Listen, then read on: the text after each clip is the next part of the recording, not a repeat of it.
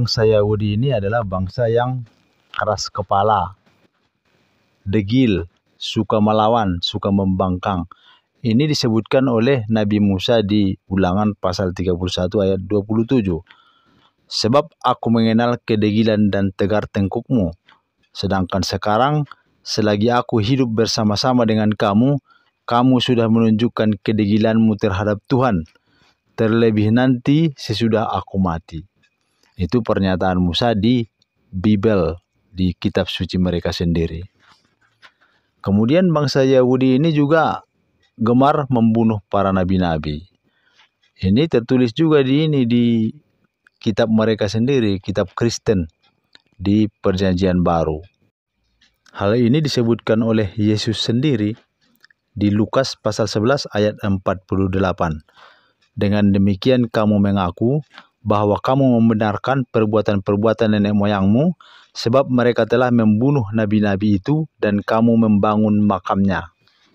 Bahkan Yesus juga mengetahui bahwa orang-orang Yahudi akan membunuhnya. Itu tertulis di Yohanes pasal 7 ayat 19. Bukankah Musa telah memberikan hukum Taurat kepadamu? Namun tidak seorang pun di antara kamu yang melakukan hukum Taurat itu. Mengapa kamu berusaha membunuh aku? Jadi Yesus sudah merasa bahwa orang-orang Yahudi akan membunuhnya. Dan memang orang-orang Yahudi kemudian menyalib Yesus dengan bantuan tentara Romawi.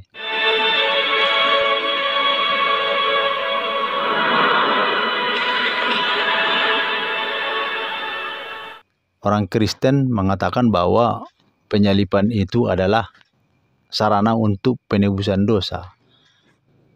Itu tergantung mereka, tetapi faktanya memang Yesus terbunuh di kayu salib oleh orang-orang Yahudi dan tentara Romawi. Waktu itu juga berseru supaya kalau bisa salibkan dia. Dan itu semua ada dalam skenario Tuhan, bahwa Tuhan memang datang menjelma menjadi manusia, lalu mati di tangan bangsanya sendiri untuk menebus setiap orang yang percaya kepada dia. Itulah salah satu bukti bahwa orang-orang Yahudi ini memang gemar membunuh para nabi-nabi. Sekarang kita lanjut ke akun Sunnah Nabi. Dia membuat suatu video yang berjudul Nabi Muhammad dan Abu Afaq. Di video ini dia menceritakan bahwa Nabi Muhammad memerintahkan untuk membunuh Abu Afaq.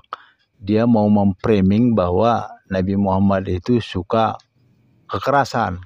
Itu tujuan dia. Apakah seperti itu faktanya? Mari kita bahas. Pembunuhan Abu Afaq ini kan terjadi di Yastrib. Kenapa orang-orang Yahudi berada di Yastrib? Dari mana mereka? Pada tahun 66, pada masa pemerintahan Kaisar Nero, orang-orang Yahudi memutuskan untuk memberontak melawan Romawi. Mereka berusaha memperoleh kemerdekaan dari tangan Romawi. Ini terjadi di Yerusalem. Kaisar Nero mengirim salah satu jenderal minornya, yakni Vespasianus yang kelak menjadi kaisar, untuk menghentikan pemberontakan. Ketika Vespasianus menjadi kaisar pada tahun 69 Masehi, putranya Titus meneruskan tugas untuk menghentikan pemberontakan Yahudi. Kemudian Titus berhasil memadamkan pemberontakan, sehingga Yahudi kocar-kacir, mereka eksodus. Hal ini membuat bangsa Yahudi eksodus ke Jazirah Arab yang relatif terhindar dari kekuasaan bangsa Romawi yang mereka takuti. Bangsa Yahudi kembali memberontak melawan Kaisar Hadrianus antara tahun 132 sampai 135 Masehi. Pemimpin Yahudi Bar Kokhba memimpin pemberontakan, namun gagal melawan kekuasaan Romawi di Yudea. Banyak Yahudi eksodus ke Yastrib pasca kegagalan mereka. Bangsa Yahudi yang gagal memberontak ini, yang telah ditumpas oleh Hadrianus, mereka masuk ke daerah Arab di Yastrib. Nah, itulah awal mula orang-orang Yahudi berada di kota Yastrib.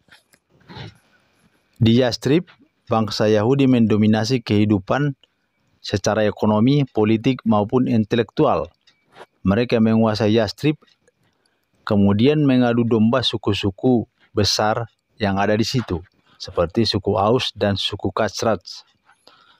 Setelah mereka masuk Yastrib, kedua suku ini terus-menerus bertikai selama ratusan tahun. Suku Aus dan suku Khazraj menyadari bahwa tidak akan ada kata aman jika masih berhubungan dengan Yahudi.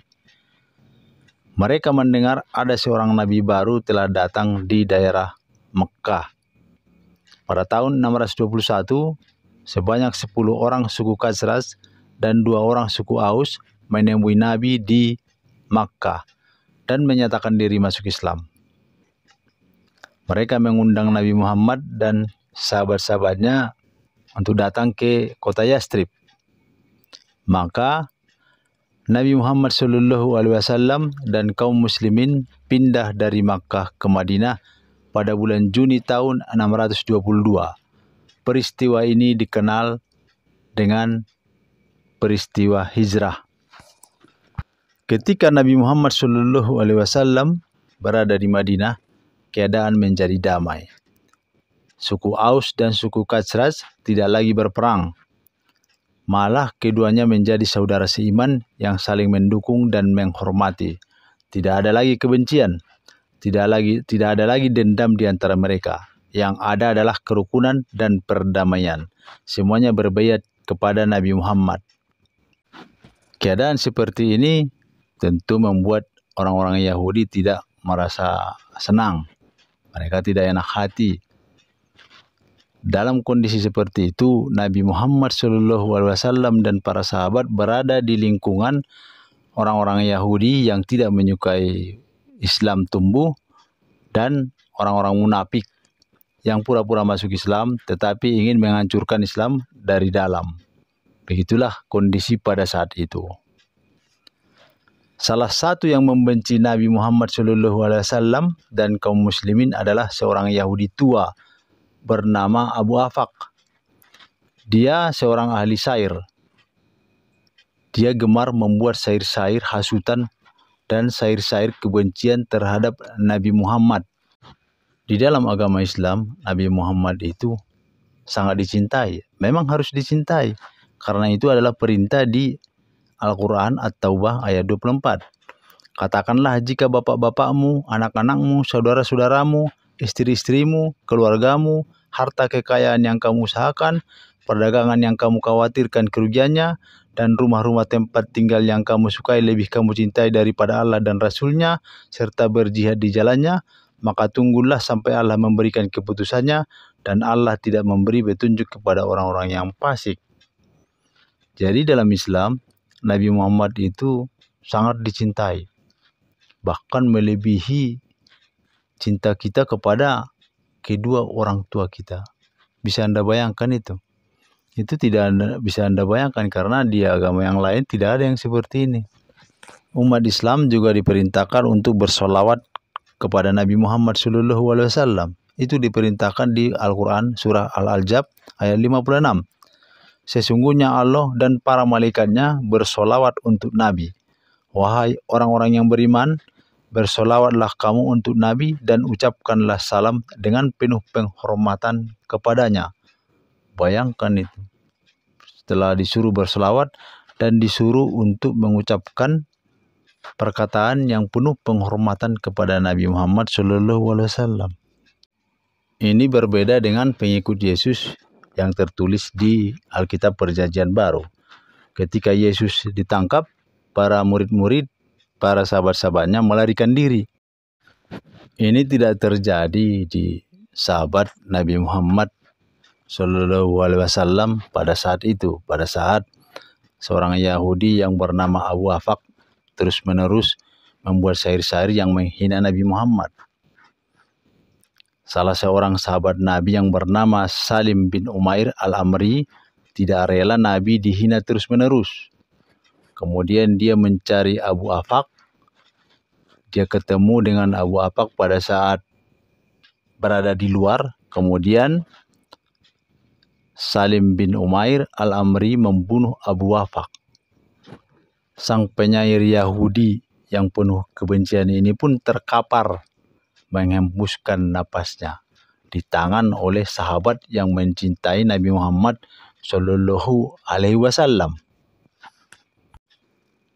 Salim bin Umair Al-Amri melakukan itu karena bentuk kecintaannya terhadap Nabi Muhammad Shallallahu Alaihi Wasallam. Itulah penyebab kenapa Abu Ahfaq dibunuh. Karena Abu Ahfaq selalu menghina Islam, menghina Nabi Muhammad, dan menghasut orang-orang sekitar untuk membenci Nabi Muhammad Shallallahu Alaihi Wasallam. Pertanyaannya, bolehkah saya membunuh orang yang menghina Nabi SAW? Kalau kita kembali ke dalil, boleh. Kalau kembali ke dalil, boleh. Nabi SAW pernah menyuruh para sahabat membunuh Ka'ab bin Ashraf. Baca dalam riwayat Bukhari. Kenapa? Ka'ab bin Ashraf ini selalu menghina Nabi SAW. Selalu menghina Nabi. Apa kata Nabi SAW? Siapa yang mau bunuh orang ini buat saya? Ponakannya Ka'ab mengatakan saya. Lalu pergilah mereka lalu menyelesaikan 3-4 orang pergi membunuh Ka'ab bin Ashraf. Waktu mati pimpinan yang jahat ini, semua pengikutnya dari orang Yahudi yang tadi mencaci Nabi SAW ketakutan, berhenti, redam, karena kepalanya sudah mati. Itu banyak contoh berhubungan dengan masalah itu. Ini bukan saya ajar anda ini supaya keluar dari masjid ini lalu berperang, bukan. Tapi kita harus ya adil, proporsional kita di sini. Artinya kalau memang saatnya membela agama, ya membela agama, gitu kan? Terima kasih sahabat-sahabat telah menyaksikan channel ini. Sampai ketemu di topik yang akan datang. Assalamualaikum warahmatullahi wabarakatuh.